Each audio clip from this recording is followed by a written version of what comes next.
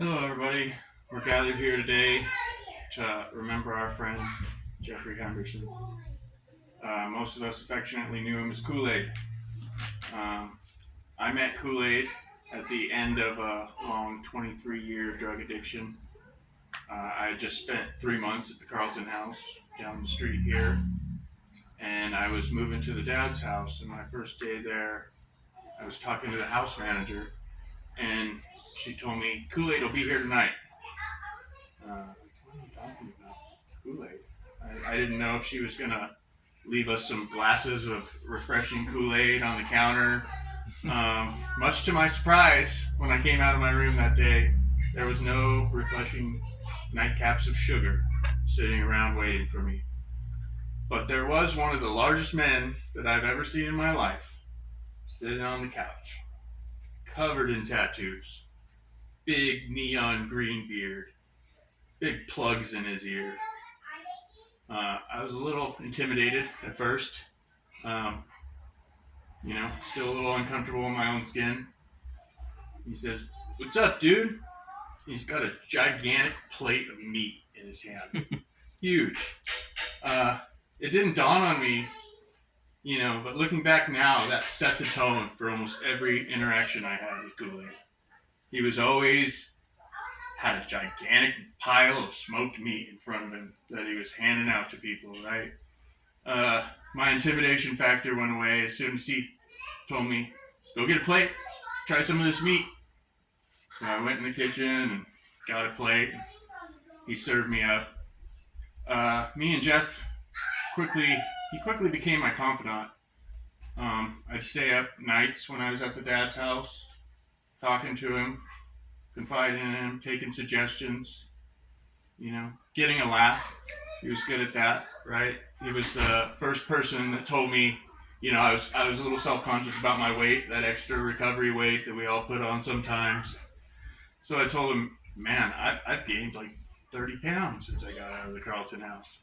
Like, "Yeah, sometimes we put down the spoon and pick up the fork," he tells me. That was the first time I'd ever heard that phrase, but not the last, right? Or the 5X t-shirts that he used to wear. It was like a big billboard to make you smile, right? Always had some funny saying on him. The one I remember the best it was a picture of Yoda. "If your life together you want, put down the dope you must." Right? He did things like that to make us smile. It wasn't always all fun and games, though. I mean, I remember getting all my teeth pulled. I was really worried about it. I didn't know who to ask for a ride. They were sedating me. I was a little scared. I thought, I'll ask Jeff. I was a little worried because I know that he works nights, right? And I didn't know if I'd be cutting into his beauty sleep or not. But he said, "Yeah, what time?" Uh, Told him, and he showed up for me. He showed up for a lot of us in this room. Mm-hmm. Um, after it was over, I was a little worried that the pain was going to trigger a relapse for me or something. Jeff hung out with me, man. He drove me to the pharmacy and let me get the medicated mouthwash that I try not to get an infection with. And I was talking to, well, he was talking. I was writing notes because my mouth was full of bloody gauze. But I was writing little notes to him, telling him how I felt. He was there for us, right? He showed up. He was of service to this community for 30 years. Service to this community, Narcotics Anonymous, the addict is still suffering. It was over 20 years ago that he started this home group, Shut Up and Listen. Designed this shirt, Fighting Demons. That many of us, that's the staple of our recovery, going to that Saturday home group, right? It's a great speaker meeting.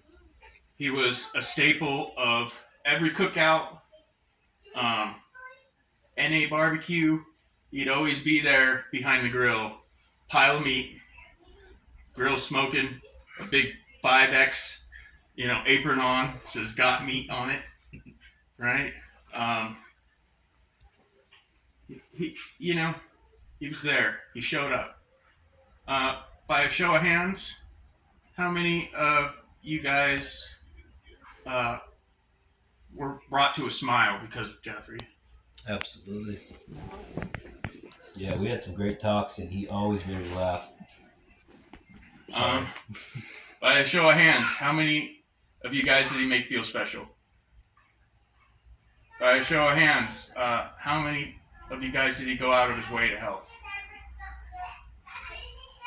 We know that his size wasn't just due to his weight. It's because his body needed to be that big to hold a heart that big, right? From the bottom of all our hearts, we miss you, Jeffy. We love you.